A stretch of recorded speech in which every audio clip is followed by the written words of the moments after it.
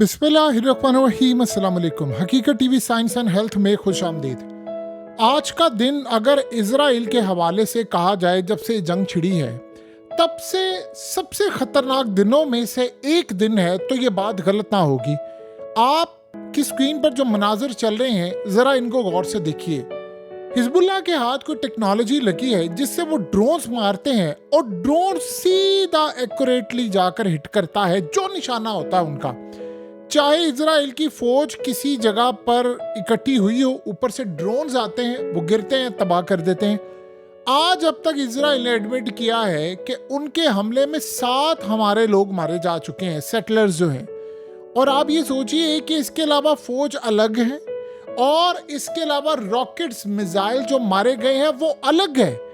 अब सबसे बड़ा मसला जो इजराइल के लिए हुआ है, ये खाली एक नहीं, इस तरह के बहुत सारे आज ड्रोन्स मारे गए हैं और हाइफा पर मारे गए हैं, उसके अलावा तिल अवीव की साइड पर मारे गए हैं और इसके अलावा यानी दीगर एरियाज में मारे गए हैं। लेकिन बड़ी अजीबोगरीब सूरत हाल है जो इसराइल की फौज अब ये कह रही है। वो कह रहे हैं कि अब तक हमें सबसे ज्यादा खतरनाक सूरत हाल ये पता चली है कि इनके जो ड्रोन्स आ रहे हैं वो बिल्कुल एक्यूरेट आते हैं। यानी लेट्स से अगर सड़क पर चलती हुई किसी गाड़ी को हिट करना है तो वो हिट कर देंगे। ये एग्जैक्टली इसकी रिसेंटली मिसाल आपने देखी होगी कि इन्होंने जब हिट किया था यानी नेतन्याहू के घर को, तो वो एक्यूरेटली जाकर हिट किया था, उसको हिट किया। और उसी तरह अब वो कह रहे हैं कि जो वॉर हेड हैं इन ड्रोन्स के ऊपर वो बड़े थोड़े हैं, बहुत कम है, लेकिन वो बिल्कुल एक्यूरेटली जाकर हिट करता है। उससे मसला ये हुआ है कि अगर वो आर्मी चीफ का घर भी हिट करना चाहते हैं तो वो हिट कर देते हैं, अगर किसी चीज को वो हिट करना चाहते हैं तो वो डायरेक्टली हिट कर लेते हैं। ये वो कह रहे हैं कि अब तक की सूरत हाल इतनी ज्यादा खतरनाक हो गई है कि आप इमेजिन कर लें कि आज मेटुला में जो एरिया है वहां पर हिजबुल्लाह ने बुरकान मिसाइल मारा और अब तक की सूरत हाल सामने आ गई है कि तकरीबन वहां पर 12 के करीब अभी इनके लोग मारने की इतलात है। इजराइल का मीडिया टोटल कह रहा है कि जी 7 मारे गए हैं, लेकिन ये तादाद बढ़ती जा रही है। और आप ये देखिए कि दूसरी सबसे बड़ी सूरत हाल ये है कि यानी डिफरेंट साइड के ऊपर आज इजराइल के आर्मी चीफ पर जो हमला हुआ है वो बिल्कुल लास्ट मोमेंट के ऊपर हमले से बचा है, वरना आज वो उड़ा दिया जाता। ये अलग बात है कि आर्मी चीफ बच गया है, लेकिन वो जिस जगह था वहां पर मिसाइल मार दिया गया है। और सबसे बढ़कर अब हुआ ये है कि जो हिजबुल्लाह की जानिब से हमले हो रहे हैं वो डायरेक्टली हिट हो रहे हैं और जहां पर वो कह रहे हैं हाइफा में जाकर हिट हो रहे हैं वो पूरी तरह तबाही कर रहे हैं। अब आप ये सोचें कि इस वक्त हुआ क्या है कि इजराइली सर पकड़ कर बैठे हैं कि कोई टेक्नोलॉजी ऐसी है जो इनके हाथ लगी है, वरना इतना एक्यूरेटली जाकर हमारे सिस्टम को बाईपास करना दुनिया में एक ही ताकत हो सकती है कि वो इस टेक्नोलॉजी को हासिल करने में मदद दे दे इनको। और वो गालिबन रूस है जिसने ये टेक्नोलॉजी दी है, उसके अलावा ये हो नहीं सकता कि इतनी एक्यूरेटली जाकर हिट करें। और इस सूरत हाल में अब वो कह रहे हैं कि अब तक का सबसे बुरा दिन है।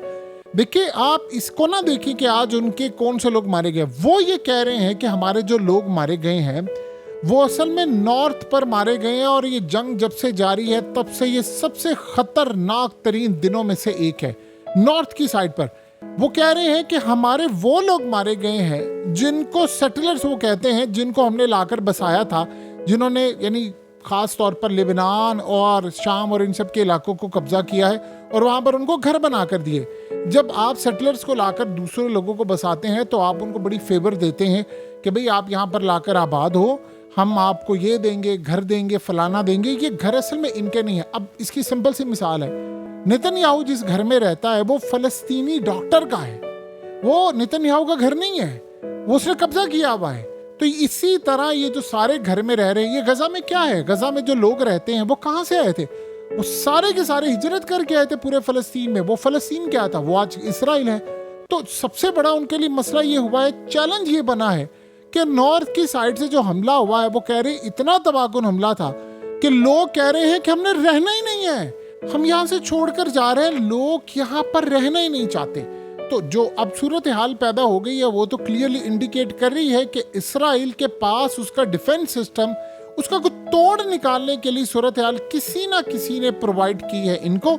और इसराइल को ये बात समझ नहीं आ पा रही कि हम अब डिफेंस सिस्टम कहाँ से ले, कहाँ से इसको रोकें, क्योंकि ये ज़्यादा उनको तबाहकुन सूरत हाल पैदा करी। अब उसके अलावा हिजबुल्लाह ने आज जो उनकी मिलिट्री पोजीशंस पर हमला किया है वो भी बहुत ज़्यादा दिल दहला देने वाला मामला है, जिसमें सारी की सारी सूरत हाल, हर जगह से धुआं उठ रहा है। इसराइल की फोर्सेस पर उन्होंने हमला किया है। अब हो क्या रहा है कि जो नॉर्दर्न टेरिटरीज हैं, यानी जो साइड्स हैं, वहाँ पर उन्होंने रॉकेट्स मारे हैं, आर्टिलरी शेल्स मारे हैं, और वो इजराइल के एरिया, यानी इसराइल ने प्लान किया था कि हमने लेबनान के इलाके पर कब्जा करना है, जबकि उनको अपने इलाके छोड़ने पड़े। ये इतना बड़ा झटका लगा है कि अब हाइफा के अंदर मामला ये है कि लोग अपने घर छोड़कर जा रहे हैं। वो कह रहे हैं कि बस अब हमारी बस हो गई, हमने रहना नहीं है। गवर्नमेंट को वो कह रहे हैं कि आप हमें रहने के लिए जगह दें, यानी फिलहाल हमारे पास कुछ नहीं है, घर तबाह हो रहे हैं, आप हमें होटल्स में रखें, आप हमें फलानी जगह पर रखें। अब मसला सारा ये है कि देखिए, एक हद होती है किसी भी चीज़ की। इजराइल बेशक 70% अपनी जंग का खर्चा अमेरिका से ले रहा है और अमेरिका उसको पैसा दे रहा है, लेकिन जो सूरत हाल इस वक्त पैदा हो गई है वो तो क्लियरली इंडिकेट कर रही है कि आप देखिए, अमेरिकी इंतखाबात से पहले ईरान ने भी कह दिया है कि वो हमला करने के लिए जा रहे हैं। अब जो सोर्स है उसने इंटरनेशनल मीडिया को बता दिया है। तो मसला सारा ये है कि वो जो इंटरनेशनल सतह पर अब हमला होगा वो बड़ा तबाहकुन होगा। जैसे हिजबुल्लाह के बारे में अगर इनको ये बात पता होती कि हम असर नसरुल्लाह को मारने वाले हैं और जंग इस तरह जारी रहेगी कि हमारे नॉर्थ की साइड से हमारे सारे डिफेंस सिस्टम को, कोई टेक्नोलॉजी इनके पास है, ये असल में करते क्या है, ये डिसेबल करते हैं उनका डिफेंस सिस्टम, ये जैम करते हैं। आपको पता है स्टार्ट में क्या हुआ था? जब हमास के रॉकेट्स आते थे या हिजबुल्लाह ने रॉकेट्स या कुछ मारने, तो उस वक्त वो डिटेक्ट हो जाते थे। वो 95-98% उनकी एक्यूरेसी थी। इसराइल कहता था 88% था, लेकिन एक्यूरेसी बड़ी ज्यादा थी। अब आप 4 रॉकेट्स मारे, अब 5 मारे, 5 में से एक आधा पकड़ा जाएगा, बाकी नहीं पकड़े जाएंगे। ये रेशो हो चुकी है। अब तो 10-15% अगर वो रोक लेते हैं तो बड़ी कामयाबी होती है। अब मसला ये है कि उनके पास और कोई डिफेंस सिस्टम है नहीं, इतनी जल्दी कर नहीं सकते, और इंटरसेप्ट करने के लिए मिसाइल भी उनके पास कम है। ऐसा लग रहा है कि कई जगह पर वो खुद भी इंटरसेप्ट नहीं करना चाह रहे, मिसाइल की कमी हो चुकी है। तो हालात इस वक्त इसराइल किस तरह आप ये कह सकते हैं कि वो इस जंग को आगे लेकर चलेगा।